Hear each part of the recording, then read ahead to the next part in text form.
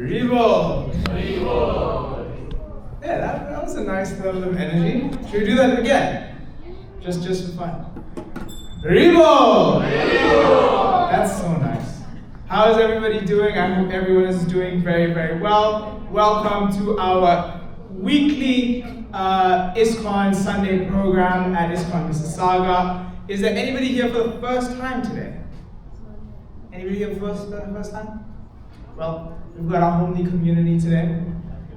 I'd like to welcome all of you. As usual, we have a lovely program planned. But before we go too far, let's start with our announcements to get up to speed. Does anybody know what tomorrow is? ISKCON. I heard some whispers. I had some whispers. Which Ekadashi? Sapala Ekadashi. So tomorrow we will be fasting from grains grains, wheat, bread, legumes of the sort. So for those of you interested and who don't know too much about it and would like to participate, please do ask around. We'd be happy to get you up to speed. We have some other very exciting news as well. On the 21st, which is the next coming Sunday, we're going to have a Bhagavad Gita contest for kids ranging from ages 5 to 6, from 4 to 15. So if anybody has kids that would like to participate in this, it's a really good way to get them into Krishna consciousness at a level that's appropriate for them. And it's a fun little activity. So, and then the week after that, Sunday, 28th December, the very last Sunday of this very lovely 2025, we will be celebrating our New Year's, right? Because everybody's celebrating New Year's, we're also going to celebrate New Year's. But we're going to do it in a little bit of an ISKCON flavor, right? So we're going to have New Year's celebration with an extended program. We're going to have 1 hour of extra bhajans, kirtans, and a very special prasadam. So there's something for everybody. If you like kirtan, if you like bhajan, if you like prasadam, like me, please do join us. We'll have a little New Year's special at ISKCON Mississauga. And for our ISKCON volunteers, just a quick reminder, on Saturday, January 3rd, we're going to have a 4-to-4 meeting. So our volunteers, quick reminder, Saturday, January 3rd, 5:30 to 9:30 p.m. Held right here. So our volunteers, please do come. And anyone who would like to continue or start being a volunteer, you're also more than welcome to join us. So we have some special prayers. We're going to chant Hare Krishna 3 times for the health of His Holiness Jayapataka Swami Maharaj and for the speedy recovery of our very beloved congregation member Padmaja Mataji and Rasheshwara Gopendra Prabhu. So could you all join me in singing Hare Krishna 3 times? Hare Krishna, Krishna Krishna, Hare Hare, Hare Rama, Ram Ram, Hare Hare. Hare Krishna, Krishna Krishna, Hare Hare, Hare Rama, Ram Ram, Hare Hare. Hare Krishna, Krishna Krishna, Hare Hare, Hare Rama, Ram Ram, Hare Hare. Thank you very much, and we hope they get well very soon. We're sending them our love. So, we had some book distribution. Our warriors were out yesterday for the Bhagavad Gita contest, for the book distribution contest. Our Sankirtan warriors, Tribuneshwari Mataji, Gai Gauradas Prabhu, Sachi Mataji, Suchar Mataji, Marsi Ganga Mataji, they distributed 15 books yesterday. Including like 3 Bhagavad Gitas, Perfection of Yoga, On the Way to Krishna. Any of you interested in buying these books? I would definitely encourage you. It's my favorite part of the ISKCON experience, the philosophy. So our book stall is always ready to go, ready to provide you with any of your reading needs. And above that, if any of you would like to join us in our book distribution, that's also a very, very great way to expand your Krishna consciousness, get more involved in the community, and do some seva. So if you're interested in book distribution, please do reach out to Dharma Prabhu, Suchara Mataji, and we will be happy to bring you along in our team. Quick reminder, we also have Mridanga and Kirtan classes, so if you see our band here every week and would like to be part of it, you definitely can. And then, quick housekeeping rules. Could we all kindly put our phones on silent? I know I forget to do so, so just a quick check, because the next part of our program is, if you couldn't tell, we're going to have a very, very lovely class. And this week's Vedic discourse will be on chapter 3, verses 36 to 43. And it will be given by Her Grace Satyabhama Devi Dasi. Mataji is a disciple of His Holiness Radhanath Swami Maharaj and has been associated with ISKCON Toronto since 2001. She served in multiple capacities such as Sankirtan, Rath Yatra Committee, Temple Council, Education, and she still continues in the service today in patron care. Professionally, she's faculty at the University of Toronto and works as a physician in the University Hospital. Thank you so much, Mataji, and welcome. Thank you so much, Prabhu, for the very generous introduction. Okay, so we will start with our traditional way, which is singing Jai Radha Madhav. Anybody wants to accompany me on Mukunda, would you like to sing? Are you okay with me playing the kartal?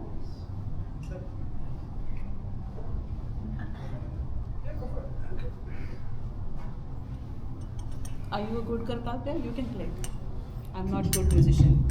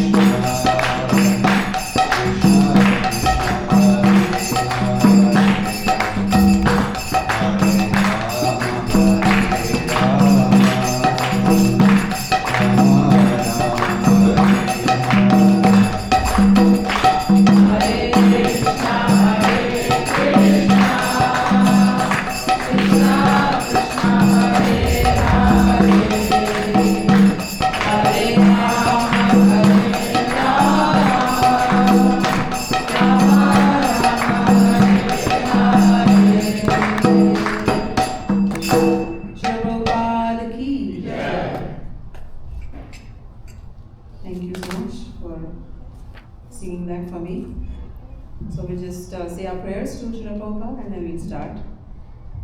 Namo Vishnupadaya Krishna Prashtadale Srimate Bhaktivedanta Swami Niti Namaste Saraswati Devi Gauravani Prashanti निर्विशेषशून्यवादी भाष्य शतारिणे जय श्री कृष्ण चैतन्य प्रभु नित्यानंद श्री अद्वैत गदाधर शिवसादि गौर भक्तवृंद हरे कृष्ण कृष्ण कृष्ण हरे Ram Ram Ram Hare Hare. Once more. Hare Krishna Krishna Krishna Hare Hare Hare Rama Rama Hare Hare. Om Namo Bhagavate Vasudevaya. Om Namo Bhagavate Vasudevaya. Om Namo Bhagavate Vasudevaya. Om Namo Bhagavate Vasudevaya.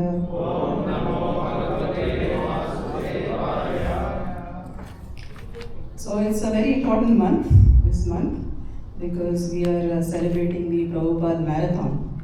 It's a very, very busy time of the year, and it's nice to have a chance to talk about the Bhagavad Gita in this month.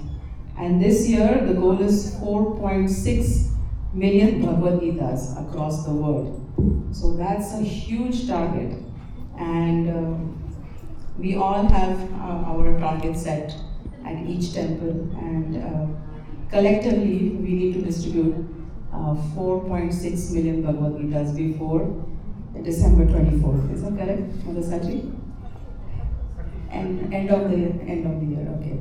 So that's the target. So we are being asked to be brave and distribute these Bhagavad Gita. So we'll talk about it a little bit at the end. But today I am discussing from the Bhagavad Gita as it is, the translations and purports by His Divine Grace, A.C. Bhaktivedanta Swami Srila Prabhupada, without whom none of us would be here.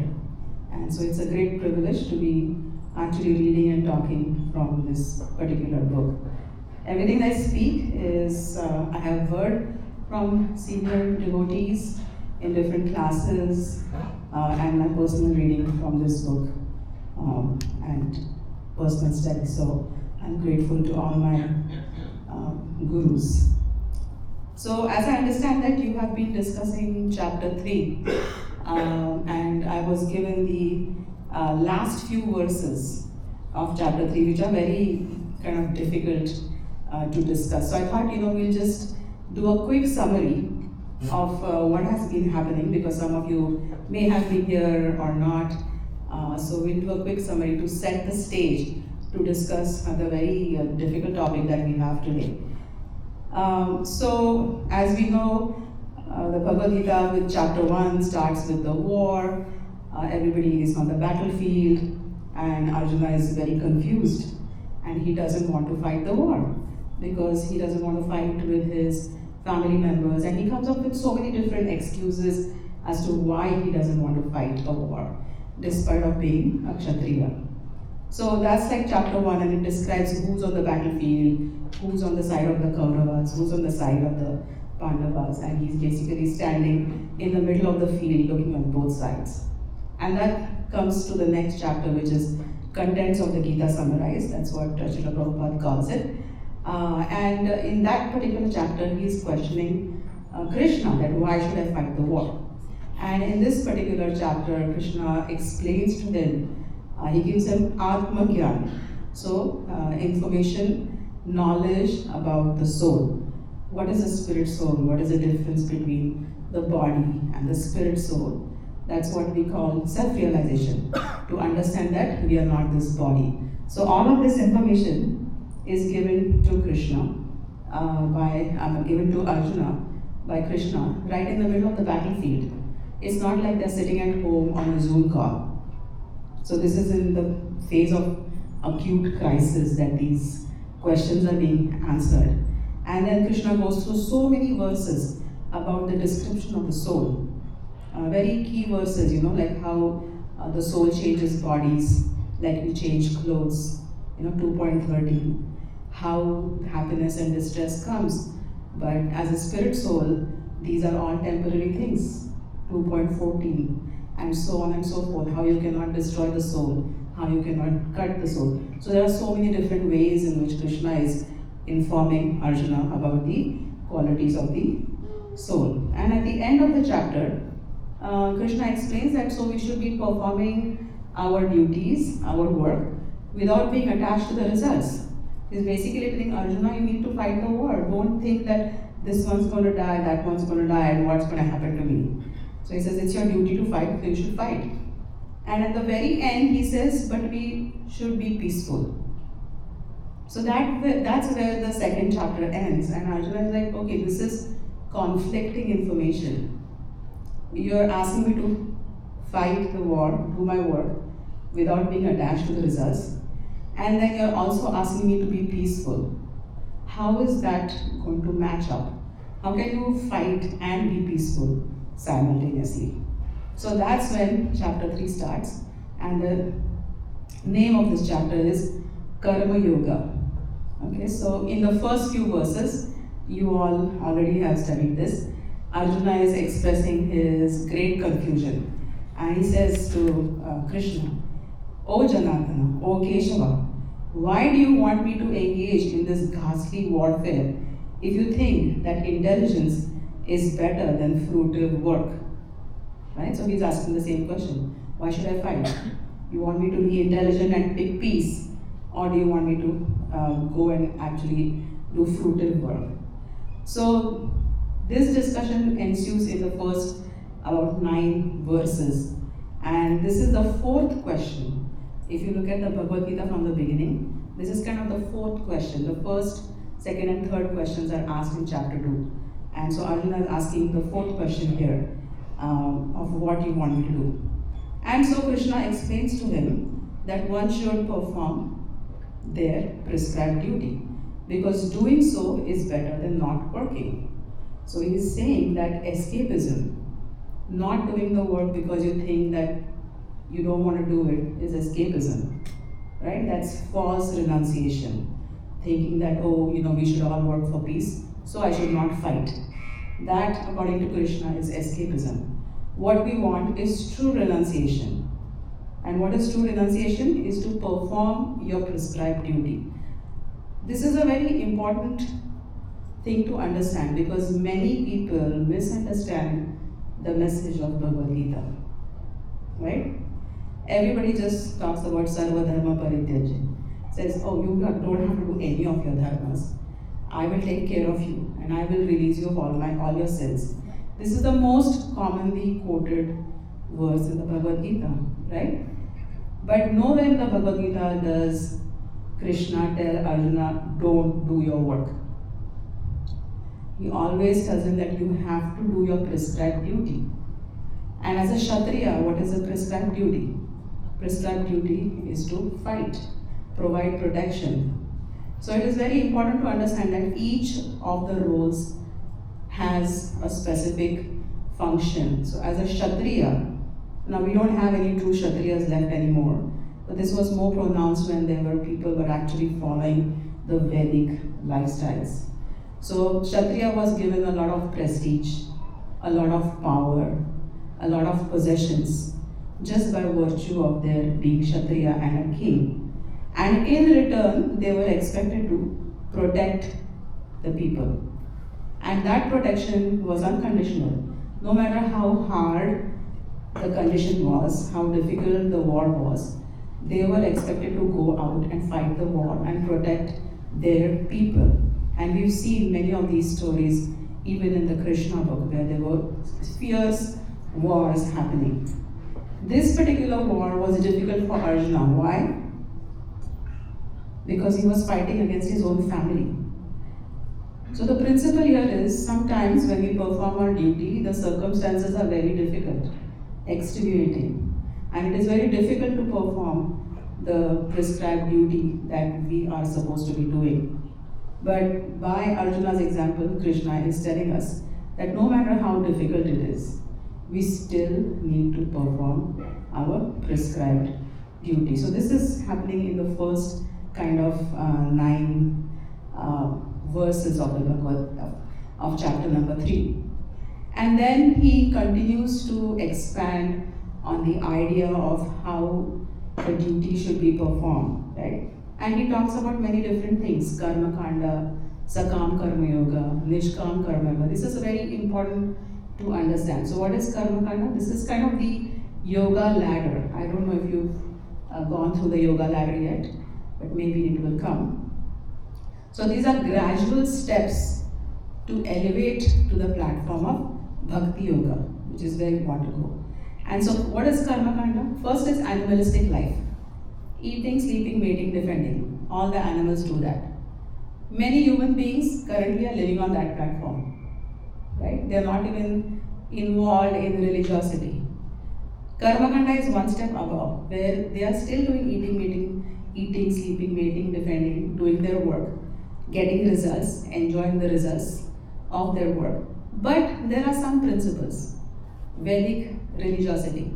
There may be some scriptures they may be following or some kind of Karma Kanda activities. So it's a little bit higher than just being animalistic life. And after that, there is Sakam Karma Yoga. What is Sakam? The work is being performed, you're still attached to your work, and you're still attached to the results, and you're getting those results for yourself. Alright? So it's still very kind of almost selfish attachment to the results of the work. And many of us are on that platform still. Right? Then you have Nishkam Karma Yoga. Nishkam Karma Yoga is, what is Nishkam Karma Yoga? Where you are performing activities sincerely. So you're going to work, getting a salary, but you're not attached to the results of your work. So that is Nishkam Karma Yoga. That's a good platform to be on. That's what Karma Yoga chapter 3 is about. Nishkam Karma Yoga. But Krishna goes one step forward as well. He says, don't be attached to the work and offer the results to the Supreme. So not being attached to the work is Nishkam Karma Yoga. Offering the work to the Supreme becomes Bhakti Yoga. Okay? So here is a connection from being Nishkam straight into Bhakti Yoga just by offering it to the Supreme. So gradually by working on this principle where you're not being attached to the work, the results of the work, and gradually getting used to offering the results to Krishna in whatever capacity we can, we learn how to be detached. Detachment is not a one-day process, right? It's a gradual process. Everything requires work. That's why it's called sadhana bhakti. It's not an overnight process that today I'm attached and tomorrow I don't care. That's false renunciation. Right? So these are the steps how we progress gradually into Bhakti Yoga. So these few verses that you have already reviewed, Krishna talks about regulated activities that are prescribed in the Vedas. Right? Regulated activities that are prescribed in the Vedas also refer to Karma Kanda because it's according to the Vedic principles. And slowly you go into the acts of sacrifice. So you learn to sacrifice the results and you offer it to the Supreme. My dear Arjuna, one who does not follow in human life the cycle of sacrifice thus established by the Vedas certainly leads a life full of sin, living only for the satisfaction of the senses. Such a person lives in vain. Okay, so these are all the stages that we described up to the level of Nishkam Karma Yoga. So this is what was discussed in the next few verses of the chapter number 3. What is this? Okay, here we go. Now coming to the third group of verses that you have already studied again is from text number 17 to 35. These are very important verses as well, where Krishna talks about overcoming material attachment. So he says in text 19, therefore, without being attached to the fruits of activities, one should act as a matter of duty, for by working without attachment, one attains the Supreme. So this is what we talked about, Nishkam Karma Yoga, that you have to do the work. Be attached to the work, but not to the fruits of the work. And do it as a matter of duty, which is dharma. Okay, there's difference between dharma and dharma. Dharma is religiosity. Dharma is your duty. There's a difference between that's why Sanskrit language is very tricky sometimes. People misunderstand, right? Dharma and dharma. There's a difference. So we are talking about dharma, which is our responsibility, duty. So work without attachment, one attends Supreme. So that is connecting your Nishkam Karma Yoga to Bhakti Yoga. Alright? So that is there. And so then there is a discussion that Krishna says, you may be perfect, you may have all the spiritual understanding that I need to work, I don't need to be attached, and I want to offer everything to the Supreme. If I understand all of this, why do I need to work? I already know that this is to be done. So Krishna says, no, even if you are a perfect spiritualist, or a spiritualist who is knowledgeable, you still need to do your duty. Why? This is the verse, text number 21. Whatever action a great man performs, common men will follow. And whatever standards he sets, by exemplary acts, all the world pursues. Very important verse. You should actually read the Sanskrit verse that is important, because we should be memorizing this verse if possible. So 3.21 goes Yad yad acharati sreshthas tat tad eva taro jana sayat pramanam kurute lokas tat anuvartate. Whatever action a great man performs, common men follows, and whatever standard he sets by exemplary acts, all the world will pursue. Right?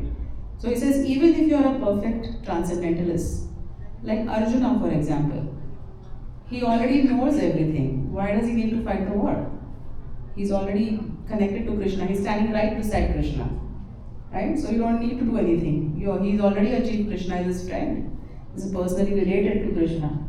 But he said, no, we have to continue our work even if you understand. Because common men, those people who don't know how to do this, need an example. Krishna says, even when I was on the planet, he says, even I have to perform my duties. So Krishna was living in Dwarka, right? And while he was in Dwarka, this is a very nice picture that I like. He was living as a king, right? As a prince. And every morning he would wake up and he would perform Sandhya. Then he would meditate. And you may ask, who was Krishna meditating on? Because we meditate on Krishna, so who does Krishna meditate on? So Krishna was meditating on himself, right? Then he would go out to the palace, and he would go to the assembly to perform all the stately duties and have meetings and meet sages and whatever they did in the assemblies at that time. And how many queens did he have? 16,108. That's how many palaces were there in Dwarka for Krishna. And you just try to imagine this. When Krishna came home from the palace, Krishna expanded into 16,108 and he went to every single palace. And he did everything that he was supposed to do. So all his queens were offering him seva, prasad, whatever. I mean, I don't know if you can call it prasad, but it's being directly offered to Krishna, right? And then every morning, 16,108 Krishnas will emerge from the palaces and walk towards, and then one Krishna would walk towards the palace. Can you imagine that, just mentally? So he was doing all his duties. He went for war, he did everything that he was supposed to. He said, if I don't do my duty when I am on the earthly planet, people will not do it. So even as being the Supreme Personality of Godhead, Krishna himself performed all his duties. King Janak, he was a king. He was a fully realized transcendentalist, the father of Mother Sita. But he also did all of his duties. He was one of the best kings. He is considered one of the Mahajans actually. Right? So he also performed all of his duties, irrespective of the fact that he didn't need to do anything. A more recent example, Lord Chaitanya. Lord Chaitanya is considered to be Krishna himself. But he came to the earthly planet. And what did he come as? What did Lord Chaitanya come as?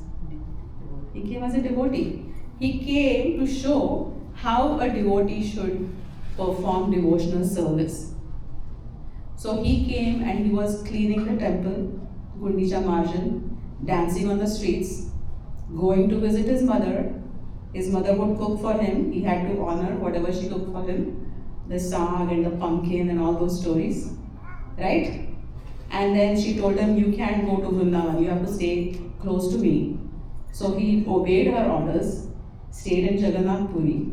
So he did all of the things that he was supposed to do as a duty and came to show us that how to be a devotee. So whatever great men do, common men follow. So Krishna is giving all of these examples like about himself, King Janak. Arjuna himself didn't need to do anything. So it is important, and this scene actually shows when Krishna enters Dwarka through the gate, and you can see people are offering garlands, they're paying obeisances, and it was a very festive time for the citizens of Dwarka when Krishna came to stay there, right? So all of this has been explained to Arjuna, and then Krishna is also explaining that we have to regulate our senses, and we should not be attached or ever. You can't have these two back and forth, that you're either attached or you're rejecting everything, right? So these verses are very important, and this word that I've highlighted in red, Indriyas Indriyas Tarthe. What does this mean? That the senses and the object of the senses. We have to make sure that we are aware and we are not attached to the objects of the senses. Okay? These are principles to regulate attachment and aversion pertaining to the senses and their objects. One should not come under the control of such attachment and aversion, because they are the stumbling blocks on the path of self-realization. So Krishna is making us aware that we should not be attached either to the objects of our senses, neither should we be attached to rejecting something in a false way, like a casual way, because that also will cause fall down from the path of self-realization. So these are very complex concepts to understand. And so that was a summary of what you've already done. And now we'll talk about what I'm actually supposed to talk about. Okay, are there any questions so far about chapter 3 or any concepts that we discussed? Or even from before? No? Oh yeah.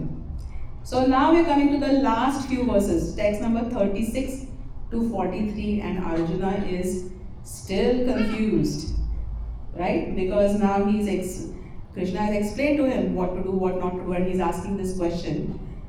O descendant of Vrishni, which is Krishna, by what is one impelled to sinful acts, even unwillingly, as if engaged by force?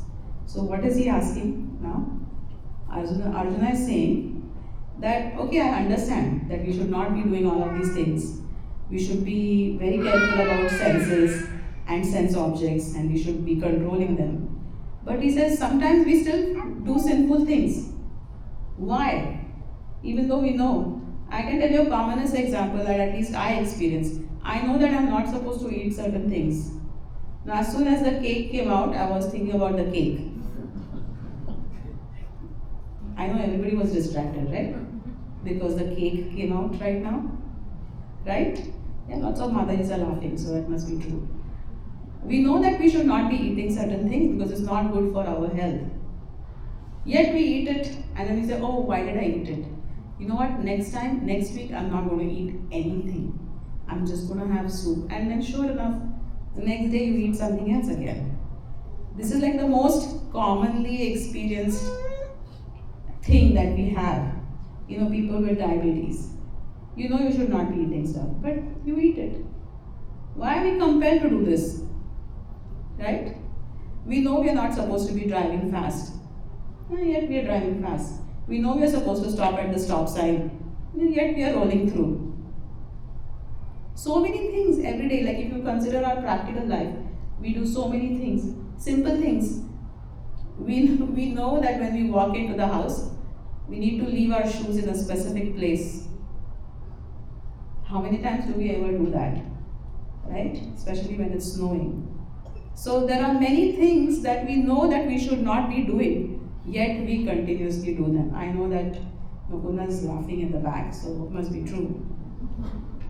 Right? So Arjuna has the same problem. He's saying like, I know that we should not, but something is forcing me to do these things. It's not me. He says, what is it that is causing this anicham api? Anicca means anichcha, like I don't even have ichcha to do it. Ichcha means desire. Without desire, I'm still doing it. So although I have no desire, O descendant of Vrishni, it's like by some force I'm being made to do this. Right? So he says, why is this happening? So Krishna must have laughed at that question. But then he says, the Supreme Personality of Godhead said, it is lust only, Arjuna, which is born of contact with the material mode of passion and later transformed into wrath, which is all devouring sinful enemy of this world. And this is a very famous picture where you can see, this will come in the future chapters as well, that you have lust, which transforms into anger, and then there's greed, there's ignorance, there's envy, and there are so many different things that which pull you down from your path, and we are not able to get in the spiritual consciousness where we want to get.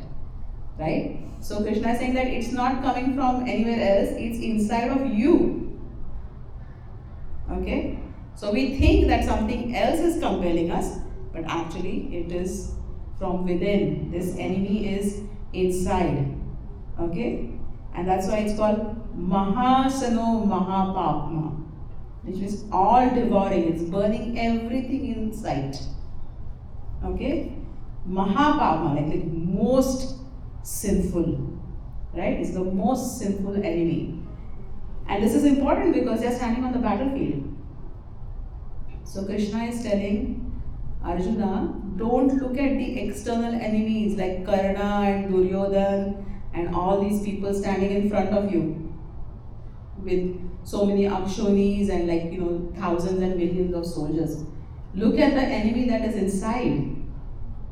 Because it's the enemy that is inside which is going to be the worst enemy of all. And that is lust. Okay? So when we talk about lust, people generally think, oh, lust means that it's something between a man and a woman. That's the only kind of lust that people talk about in the material world. But eating a cake is also lust when you know that you don't have to eat it. Right? So all of the activities that we want to do are coming from this lust that is inside and it is covering us. Okay? So that's very important to understand that it's not just about the lust that is experienced between a man and woman and what is mostly portrayed in the world under the definition of lust. Spiritually, lust means much more than just that which is being portrayed. And this concept is not new. Krishna has spoken about this in chapter 2. I put these verses here. He says, while contemplating the objects of senses, a person develops attachment for them. From such attachment, lust develops. And from lust, anger arises. Right? So this is what he's talking about. Lust and anger. This is exactly what he spoke about in the word. So why is the lust developing? According to this verse, anybody? Contemplating on the objects of the senses, which is exactly what we read in the previous verse. Right? Senses and the objects of the senses. We saw this verse here, this word here, right? Indriya se indriyartha. That is what it means. Senses and the objects of the senses. So this was introduced to Arjuna before. Then he also says, from anger, complete delusion arises. This is what I like to call the ladder of destruction. It's a reverse ladder. You're climbing down, right? So first you have the objects of the senses, then you develop attachment for it, then you have lust. Your lust is not satisfied, so then you get angry. When you get angry, you get delusion. Your intelligence is clouded, so there is bewilderment. And when there is bewilderment, intelligence is totally lost. And when intelligence is lost, you've fallen down into the material pool. So it's a ladder of destruction. This has been explained in the second chapter. And so these concepts will come up again and again because they are important. You know, when we talk to our children or people, we tell them the same thing over and over again, and it can be very irritating sometimes. But the reason we talk about it repeatedly is because it's important. So you'll see that theme also in the Bhagavad Gita, that there are some concepts which are reinforced. So the lust and anger and envy concept is going to be reinforced multiple times. Okay, so it's already come in chapter 2, now we are looking at it in chapter number 3. And so there are different types, there are different grades of lust. So what are the grades of lust? So Krishna is explaining the lust concept in detail to Arjuna at the end of chapter 3. He says, just as fire is covered by smoke, as a mirror is covered by dust, or an embryo is covered by the womb, the living entity is similarly covered by different degrees of this lust. So let's go into a little bit more scientifically. So that these are analogies. There are multiple analogies always provided in the scriptures to make us understand. So the first analogy is fire and smoke. Okay, so fire and smoke. This is applicable to humans. The degree of lust which covers humans is fairly thin, yet we are struggling so much with it. Okay, so the lust in human is compared to smoke that is covering the fire. You still see the fire.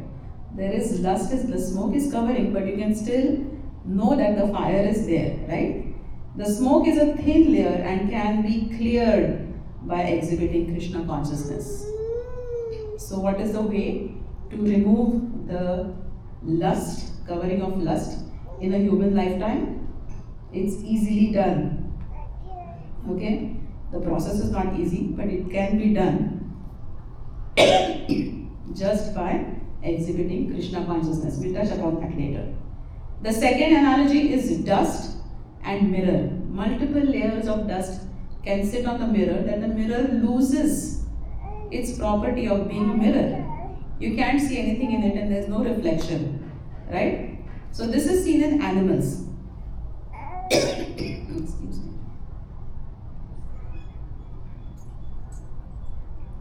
This type of lust is thicker, and it is seen in the animal life forms, where it is very difficult to remove. You cannot make a dog Krishna conscious, can you? It's not possible. The dog or whichever animal has to first get a human form. Only then they can overcome lust. So the human form is very special in that sense. The third analogy given is a womb and a child. When the child is in the womb, you cannot see it for extended periods of time. So this is kind of the thickest layer of lust. Okay? And here the womb in the child refers to a very thick layer of lust, where he's in such a helpless condition, the child, that it cannot even move. Now, the child does move in the womb, but the point here is, some scientific people question this. Oh, of course the child moves in the womb, right? We see it. When we do ultrasound, we see that the child is moving hands and legs and swallowing, right? But the point is, it's restricted in the womb. It can't go anywhere else.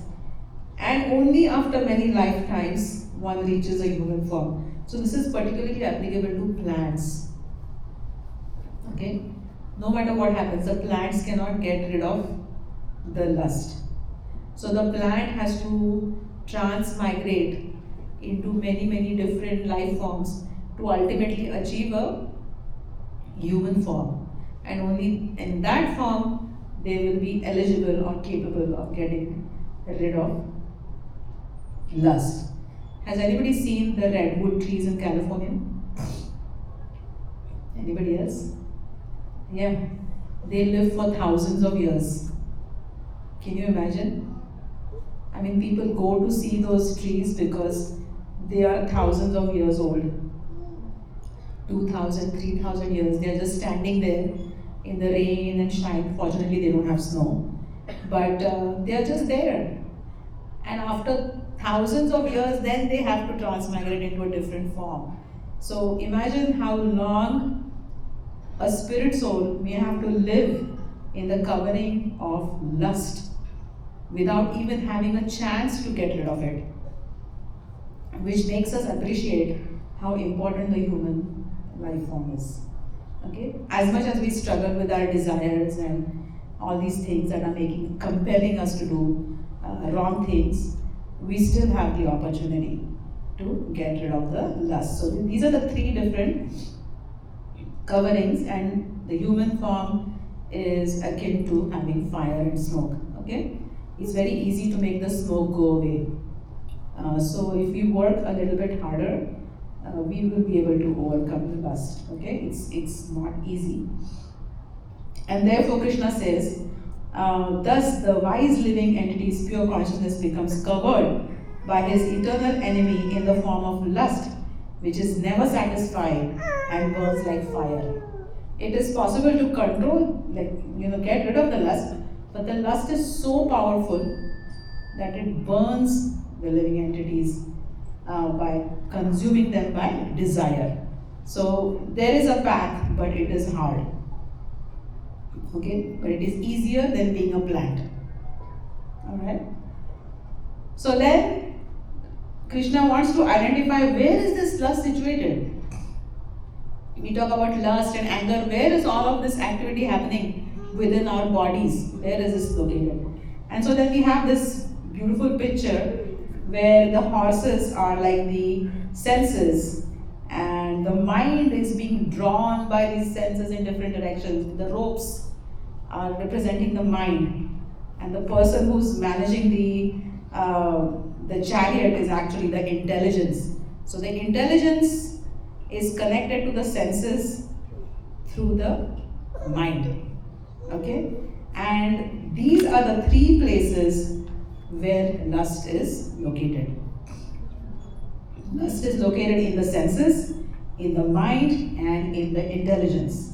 And that's how lust takes over the entire thinking and doing, the actions, and how people live. Okay, so these are the three places where the lust exists. Okay? Therefore, O Arjuna, best of Bharatas, in the very beginning, curb this great symbol of sin by regulating the senses and slay this destroyer of knowledge and self-realization. So Arjuna has this question, where does one start to control the lust? Are you directly going to be able to control the mind? Because Arjuna says, in that next chapter you will read, that Krishna, I can control the mind, I can control the wind, but I cannot control the mind. So if Arjuna, who is like hanging out with Krishna literally, cannot control the mind, do you think we are going to be able to control the mind? Right now I am sitting here, I can immediately think about India. I can immediately think about what I read in the morning. Our mind is so chanchal. Chanchalamana Krishna. That's what Arjuna is saying to Krishna. That my mind is so chanchal, I can control the wind. Even the wind from here that we experience, that blows and moves people. Right? How many times have we experienced that our garbage bins are like blown over and in the other neighbor's backyard or front yard? On the road, right?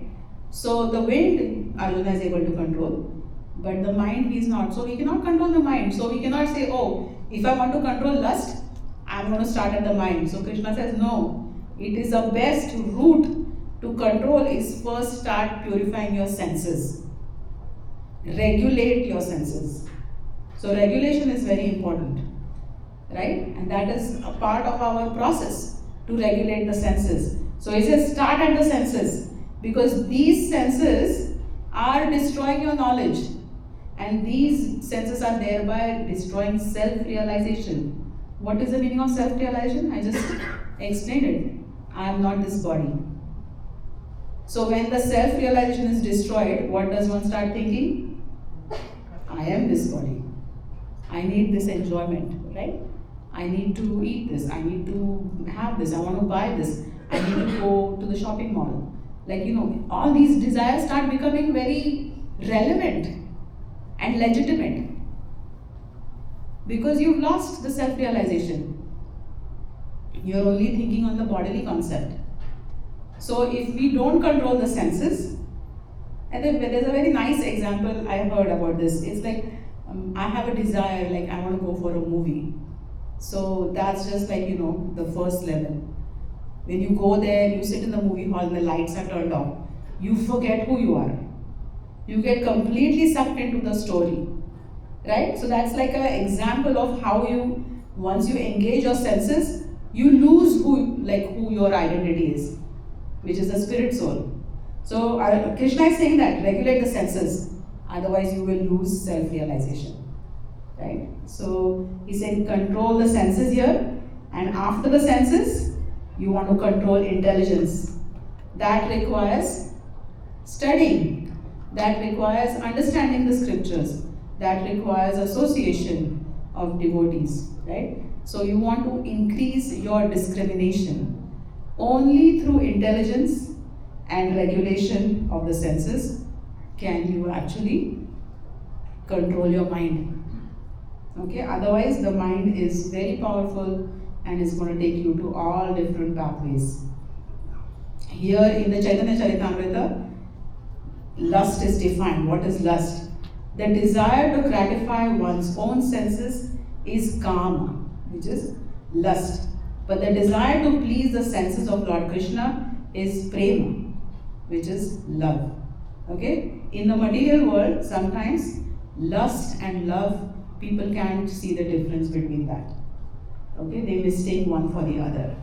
So if you look at this pathway here, you can see that when the love of God is transformed into the material world, you get lust, then you get wrath or anger, illusion, and that is material existence, where you actually lose self-realization, right? And Prabhupada says in the purport here, lust is only the perverted reflection of the love of God, which is natural for living entities. But if one is educated in Krishna consciousness from the very beginning, that natural love of God cannot deteriorate into lust. So he emphasizes on education. He's always said that we don't want blind followers. We want people who will read books and are educated. Okay? So education is very important. This is the science of self-realization. It is not a random process. It's a scientific process.